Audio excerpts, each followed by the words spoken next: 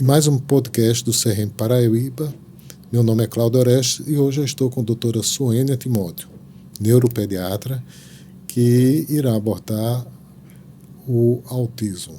Doutora Suênia, pode se apresentar? Oi, Cláudio, tudo bom? Então, eu sou Suênia Timóteo, neuropediatra. Atualmente trabalho no Hospital Universitário Lauro Vanderlei, aqui em João Pessoa. Sou formada pela USP Ribeirão Preto em neuropediatria, bem como em epilepsia e em sono, e fez mestrado na área de neurodesenvolvimento. E aí hoje a gente vai conversar um pouquinho sobre o autismo, né? Justamente, aproveitando que é o mês do autismo. Do autismo, isso. E é um assunto que traz muito interesse da sociedade. Total. Talvez pela a maior incidência que a gente está percebendo, sendo diagnosticado com mais frequência. E, assim, eu gostaria que a senhora falasse sobre a questão dos sinais de alerta. Quando os pais, de uma maneira geral, porque a gente está falando não só para o que tem autismo, mas para aqueles que desejam ser pais, têm filhos pequenos e têm essa preocupação também, né? Sim, sem dúvida. O autismo hoje é uma grande preocupação na medicina, de uma maneira geral, né? De todas as áreas, não só na área da pediatria, mas eu acho que na área da medicina como um todo, até na clínica médica mesmo. Uma vez que a gente sabe que pode fechar diagnóstico tanto em crianças quanto em adultos, né, Cláudio?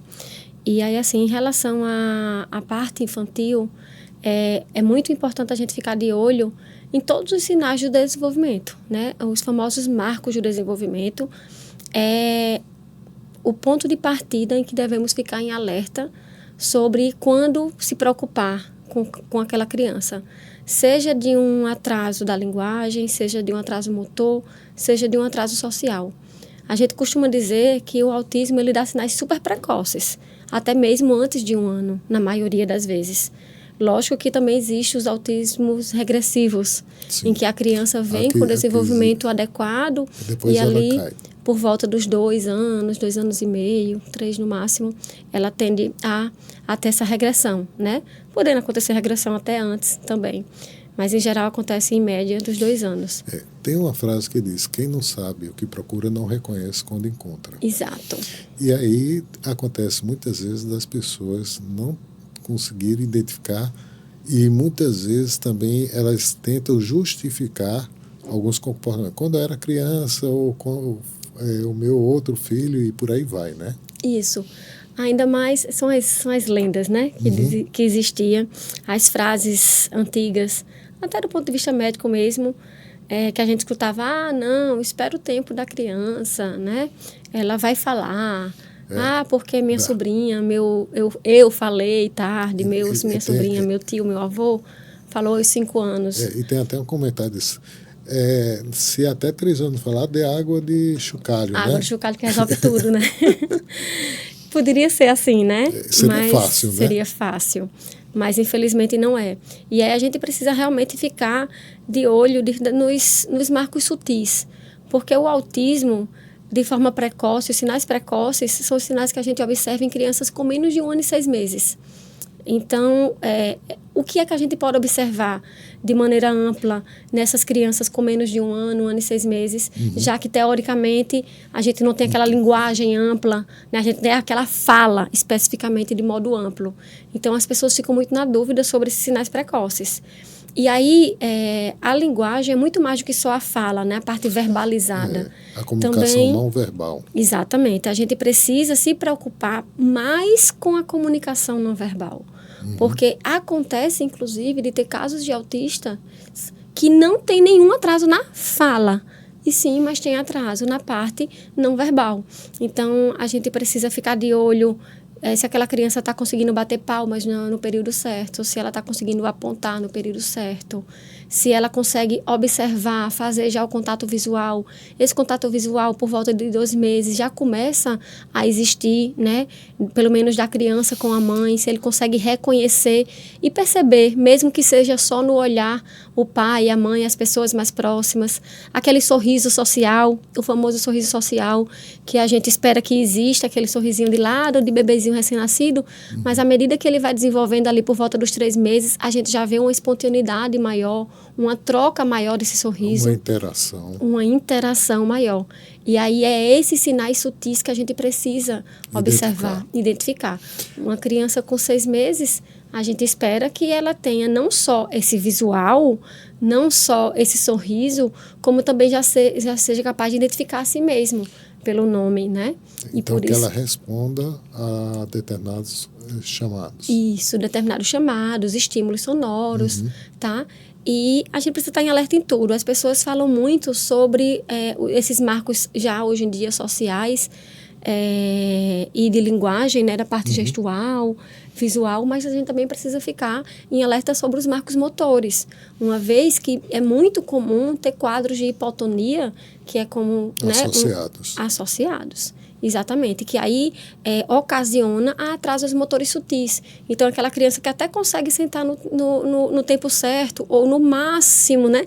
No máximo do que o esperado, daquele marco do desenvolvimento do sentar, por exemplo, mas que não tem aquele sentar totalmente estruturado, um pouco incoordenado. Então, até isso precisa ser observado, identificado. Então, a gente precisa estar de alerta. E é uma coisa que eu adoro falar para os pais, meus pacientes, aquela famosa caderneta, né? Sim, do Ministério da Saúde. Normalmente eu chamo manual do proprietário. Exatamente. É importantíssimo. E é impressionante, assim, até como a atenção básica, os que, na verdade, não é feita por pediatras, mas por profissionais de outras áreas, inclusive. Isso. E, às vezes, não valoriza a identificação desses marcos, se estão ou não adequados. Isso parece até... Muita gente diz, é bobagem. Não é. É importante identificar se está dentro daquela faixa esperada de resposta desses marcos, não é? Isso. Durante muitos anos, ficou-se muito preocupados com os marcos motores, né, apenas. Então, o importante era a criança segurar a cabeça, sentar, engatinhar e andar. A parte da fala tinha a história que tem até os 2 anos, 3 anos. Espera que é o tempo dela, né, para falar. Então, hoje a gente já consegue desconstruir isso, graças a Deus. E a gente já consegue dar uma importância maior sobre essa comunicação verbal, mas eu ainda acho que temos muito a avançar sobre o que realmente é a comunicação não verbal e essa troca social, essa reciprocidade que a gente precisa ter, né, com o outro, e que isso está dentro dos critérios do transtorno do espectro autista. Eu até brinco com os pais, eu pergunto se pelo menos eles leram a caderneta da criança, porque muitos chamam de cartão de vacina, que não é. Que não é. É bem mais amplo. E essa caderneta contém muitas informações importantes até para alerta deles, né? Isso.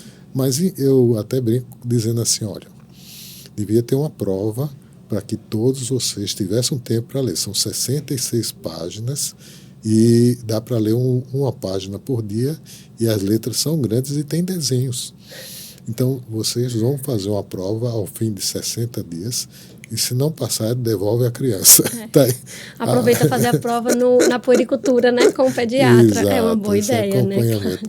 Mas é lógico, a gente fala assim, mas é uma variabilidade e cada um sabe a vida, a dificuldade e principalmente a questão social, né? Sim. Que é é o que me preocupa mais. Isso, e é o maior fator de confundimento, né? As pessoas, no fundo, poucos conseguem perceber exatamente o que é essa dificuldade social. E tem um outro aspecto que é assim, muita gente, é fato, ainda relacionar a questão de, eventualmente, alguma dificuldade auditiva. Sim. Entretanto, a gente tem hoje implantado no SUS os testes de triagem que eles dão um norte, mais ou menos. E não é o fato, talvez, de não ter detectado precocemente, é que a gente já descarta alguma possibilidade da perda da auditiva, que de fato pode eventualmente confundir. Isso. Tanto que fazer a investigação auditiva, porque o teste de triagem neonatal, né, em que a gente tem alguns testes de triagem, dentre eles o famoso teste da orelhinha, eu não sou fonoaudióloga para falar com prontidão sobre isso, mas ele é um teste muito mais para ver se o conduto auditivo ali está pérvio. né? Exato. Ele avalia mais a parte mais externa. A audição a nível médio mesmo é visto pelo BERA, né? Que é mais indicado. Isso, que é mais indicado. E aí, assim, toda criança que está com atraso da comunicação, seja verbal ou não verbal, a gente precisa, logicamente, tentar excluir, né, se tem algo auditivo nisso tudo. E comumente a gente pode encontrar algumas alterações nas crianças com transtornos do neurodesenvolvimento de uma maneira geral.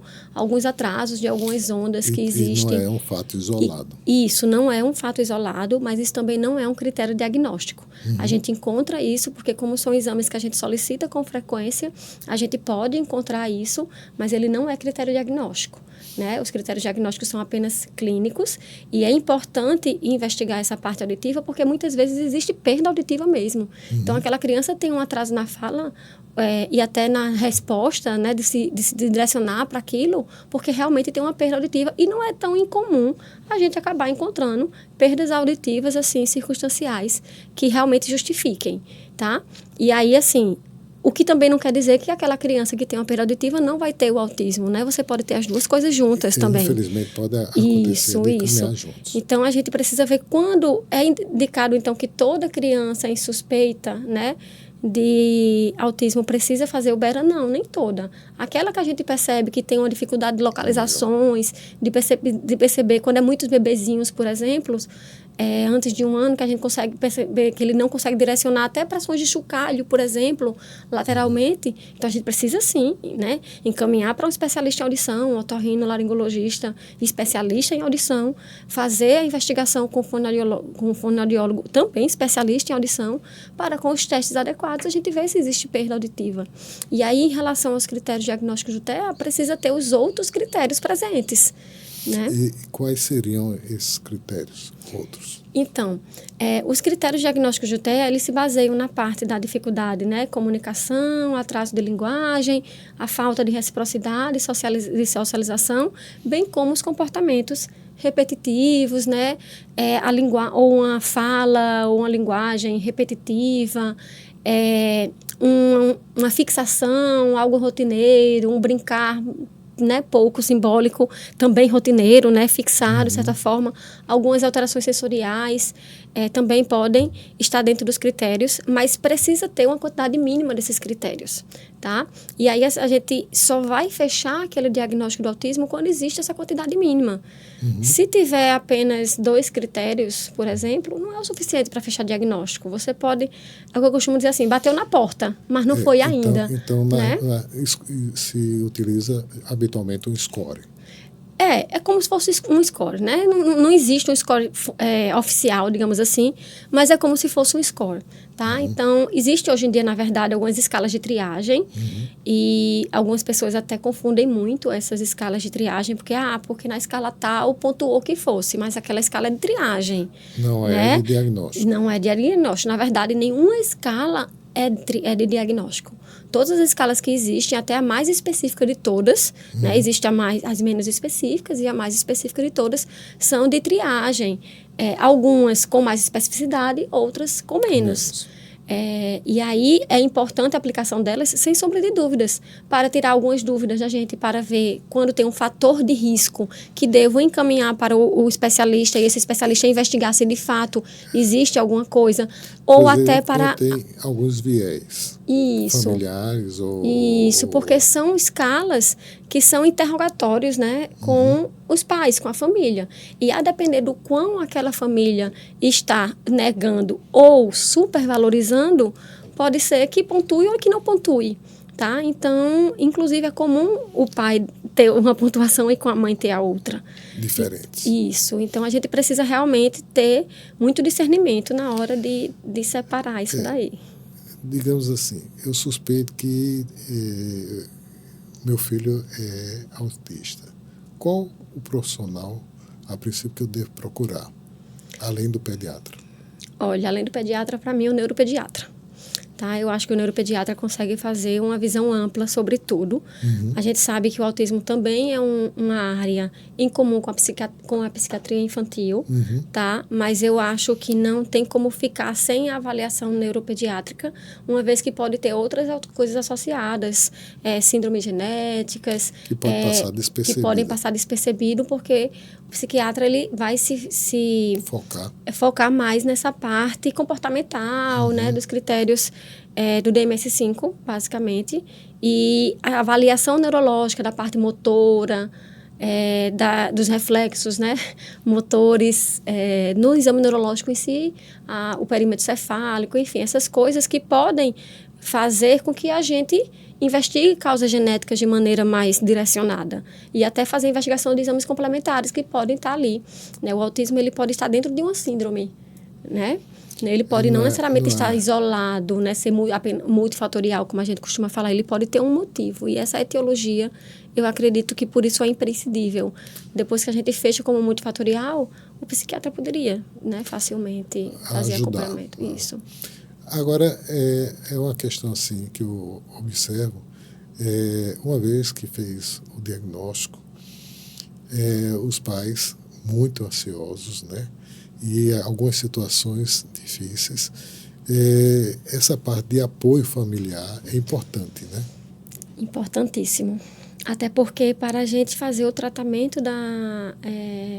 do autismo, e assim conseguir fazer com que aquela criança supere o máximo do seu potencial e consiga, né, atingir, né, esse seu máximo, a gente precisa de todo um quebra-cabeça. O símbolo do autismo é um quebra-cabeça, não é por nada, é porque, de fato, as peças precisam se encaixar perfeitamente para que essa evolução aconteça, tá? Então, eu costumo falar que precisa realmente da família, escola, profissionais de saúde, todos envolvidos, né, e de preferência integrados para que aconteça de maneira significativa e satisfatória a evolução dessa criança ou desse adolescente, né? Porque se a gente tem até os profissionais perfeitos, todas as terapias perfeitas de acordo com aquele caso específico de forma individualizada, tem os profissionais, né, também adequados, bem entrosados, com discussões entre eles, mas na família, por exemplo, não se faz aquelas orientações ou não se dá continuidade. Não se cumpre aquele programa. Porque precisa ser uma continuidade, né? Eu digo que tanto a escola quanto a família também faz parte do processo terapêutico, né? Então, ampliando esse processo terapêutico, ele precisa estar em terapia sempre, certo? E aí, se a gente não cumpre isso, ou a família está ótima, mas a terapia não está vindo adequadamente, ou a escola não está vindo adequadamente, então precisa realmente ser aquele quebra-cabeça mesmo, em que as peças estejam congruentes. Ou seja, todo mundo precisa falar a mesma língua. Exatamente. Todo mundo precisa falar a mesma língua e estar sintonizado, né? Precisa estar ali realmente querendo fazer acontecer. Fazer a diferença. Fazer a diferença. Uma vez diagnosticado, quais são os passos, mais ou menos, de acordo com a faixa etária, lógico. A escola nem sempre é o primeiro acesso da criança. Às vezes tem algumas creches, tem por aí vai. Mas, de imediato, quanto é o momento certo? Porque tem outra coisa também que são as janelas da neuroplasticidade, Isso. né? Que às vezes as pessoas com diagnóstico tardio acabam perdendo, né? E é importante atentar que cada marco desse desenvolvimento está relacionado a uma área que precisa ser trabalhada naquele dado momento. Então, uma vez diagnosticado e de acordo com a faixa etária, quais seriam os passos mais adequados para cada faixa etária, aproximadamente? Sim, é até importante você falar dessa faixa etária, porque existe uma discussão muito grande, né? Se existe uma idade para se fechar diagnóstico. E não existe. Você pode fechar diagnóstico antes mesmo de 1 ano. Algumas pessoas não concordam com isso, mas se tiver os critérios mínimos presentes, pode fechar, né? E o passo é a gente observar qual é a defasagem daquela criança, em que áreas do seu desenvolvimento precisa ter para a gente encaminhar inicialmente para as terapias. O primeiro passo é terapia, né? Independente da escola, independente da orientação parental. Então, a gente vai garantir as terapias de maneira funcional para, desta forma, fazer a orientação parental e preparar essa criança para estar dentro de um mundo social escolar, por exemplo, né? Independente da sua faixa etária. Bem como instruir esses pais do ponto de vista de informação, né? O que é o autismo e qual a importância de fazer essa intensidade para aproveitar a neuroplasticidade, principalmente dos 1000 primeiros dias de vida, né? Que até os 2 anos de vida são fundamentais. Sônia, eu vou pedir um intervalo aqui, porque essa conversa está muito boa e a gente vai continuar, tá certo? Okay. Então, não perca a segunda parte dessa bate-papo sobre autismo, ok? Ok.